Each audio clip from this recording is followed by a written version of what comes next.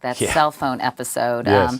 I understand you guys were a little annoyed that, well, first of all, how did they get video of that? They shouldn't have been recording that, right? Look, it's not the first barbecue for us. I mean, I know people are videoing and you can't stop it, really. I think it's a shame, but that's the way things are. Luckily, I don't think people are going to not come to the theatre because they see something. Unlike the movie business, where it's very, very dangerous, piracy. I think with theatre, I don't think it's going to stop people coming. Yeah, and what did you think of that whole episode? I thought it was funny. I have to say, when I came to see you, I came to a Sunday matinee. Yeah.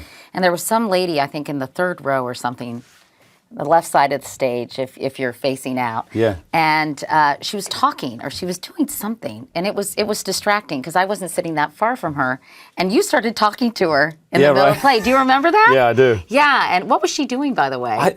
It was hard for me to tell, but I'm pretty sure she couldn't find a seat or something. And then someone else was saying, "Will you be quiet?" And it's sort of like any conversation. I mean, I know I'm pretending to be someone else up there, but I'm not pretending about having a conversation. I'm really trying my hardest to connect with every person in the theatre. Well, you totally stayed in character. Right, when someone's talking through it, it's like, "Are you all right? You want to finish?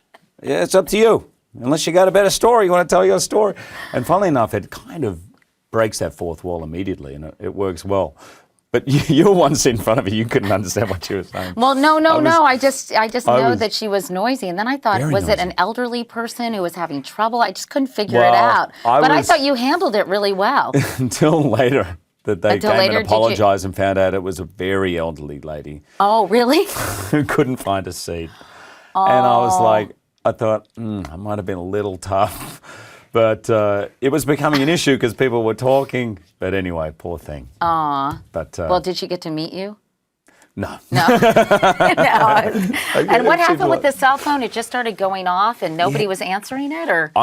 Sometimes we stop the show, but it was the worst possible moment in the show. It's a point where my character is appealing to the audience for understanding of a really traumatic moment. I won't get into the details, but it's about this kid that's haunting me. So this thing I did, and I can't sleep. I go to bed, and I always see his face. And through this whole speech, the phone is ringing and ringing. And I'm thinking, just let it go. This is not a time to stop the show. And finally, I could hear other people going, "Turn off your phone." All the time. So I said, "Will you want to get it?" You want to get that? Because I thought, what's coming up is even more important. I thought, I have to stop now. But it was that moment when people don't turn off the phone because they've let it ring 3 times and it's too late to go for it.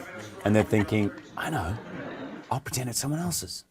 So they're doing, I could tell what was going on. They're doing that. And probably underneath stamping on their bag to try and smash their phone, But they must have been so mortified, by the way. Can you imagine? So mortified. And then it stopped.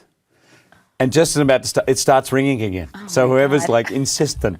So, I mean, this is karma, by the way, because Deb, who my wife, is quite famous for 2 things, falling asleep in the theatre and leaving her phone on, right? And I remember ringing her one time. I didn't know where she was, and I rang her, and she goes, "Hello." I said, "Where are you?" And she goes, "I'm at the theatre." I said, "And you answered the phone?" I said, "Turn your phone off." She goes, No. I'll walk out. I'll talk to you in a sec." And then I hear this clunk, clunk, chairs falling. It was in this small theatre. And she goes, "Oh, it's all right, I can talk now." I said, "Deb, that is shocking."